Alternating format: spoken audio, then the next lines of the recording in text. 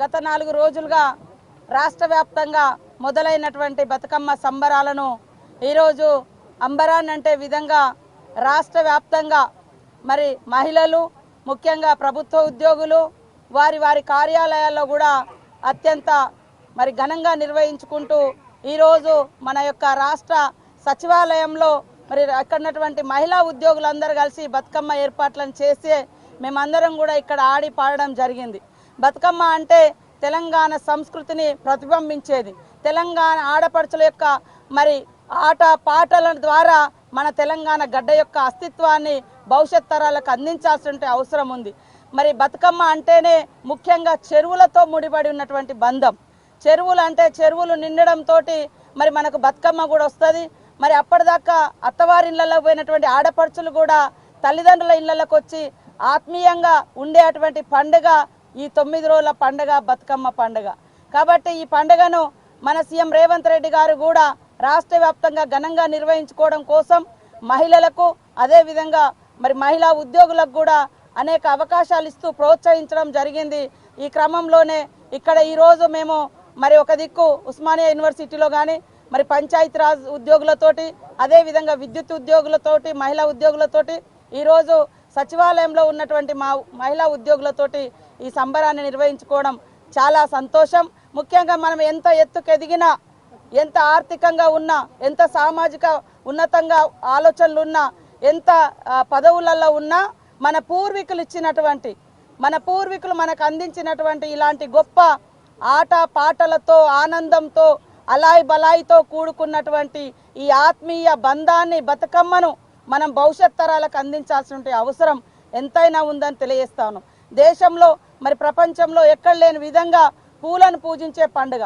పూలను తీసుకెళ్ళి మరి చెరువుల దగ్గర కూడా మనము చెరువులను ధన్యవాదాలు తెలియజేయడం, చెరువులను కూడా పూజించడం, తీరొక్క పువ్వును చెరువులో వేయడం ద్వారా కూడా మనకు ఒకప్పుడు చూస్తే కొన్ని వందల సంవత్సరాల నుంచి తెలంగాణ ప్రాంతం పూర్తిగా చెరువుల మీద ఆధారపడి వ్యవసాయం కానీ నీటి వసతులు కానీ మన ఊళ్ళల్లో చూస్తే మంచినీళ్ళు కూడా చెరువులలో తీసుకొచ్చేది, స్నానాలు చెరువుల కాడే చేసేది, పంటలు పండితే చెరువు కిందనే ఉన్నటువంటి పంటలకు ఎక్కువ మరి నీటి వసతి కూడా చెరువుల ద్వారానే ఉండేది. కాబట్టి చెరువుకు బతుకమ్మకు విడదీయరానటువంటి బంధం ఉంది. కాబట్టి మనం ఆడినటువంటి బతుకమ్మ పూలను కూడా బతుకమ్మను కూడా చెరువులోనే వేసి సాగనంపుతాము. ఆ వేసేటువంటి ప్రతి పువ్వులో ఈ చెరువుల యొక్క మరి ఆ శుద్ధి చేసేటువంటి గుణం యాంటీబయాటిక్ కూడా ఉంది. అందులో గౌరమ్మను పెట్టి మేము అందరం పూజిస్తాం. ఆ గౌరమ్మను ప్రతి ఒక్క మహిళ తమ మెడలో ఉన్నటువంటి మంగళసూత్రాలకు పెట్టుకుంటారు, అదేవిధంగా బొట్లు పెట్టుకుంటారు. మరి సుఖంగా ఉండాలి, అదేవిధంగా సుమంగలిగా ఉండాలని. అట్ ద సేమ్ టైం ఆ గౌరమ్మను తీసుకెళ్ళి మరి చెరువులలో కూడా కలపడం జరుగుతుంది. అంటే మీకు అందరికీ తెలుసు పసుపుకు ఎంత యాంటీబయాటిక్ పవర్ ఉంటుందో. సో దాని మూలంగా చెరువులను కూడా మనం శుద్ధి చేసుకొని ఒకప్పుడు చెరువుల నీళ్లు తాగినటువంటి సందర్భంలో ఈ యొక్క బతుకమ్మ యొక్క విశిష్టత చాలా గొప్పగా ఉంది. కాబట్టి మనం అందరం కూడా భవిష్యత్ తరాలకు అందించడం కోసం తప్పకుండా ఎంత పెద్ద ఉద్యోగులైనా, ఎంత పెద్ద ప్రభుత్వ అధినేతలైనా, ప్రజాప్రతినిధులైనా మన పూర్వీకులు ఇచ్చినటువంటి అస్తిత్వం మన ఆత్మగౌరవం. కాబట్టి ఈ బతుకమ్మను కాపాడుకుందాం, భవిష్యత్ తరాలకు అందిద్దాం.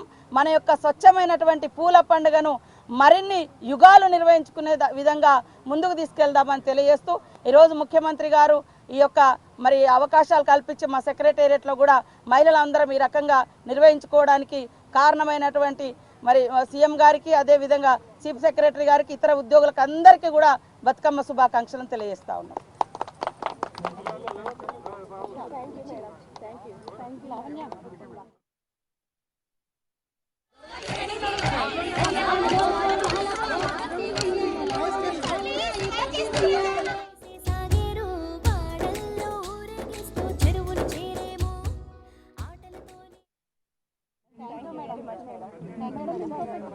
మీరు వచ్చి మాకు ఉత్సాహాన్ని ఇచ్చారు. మళ్ళీ కూడా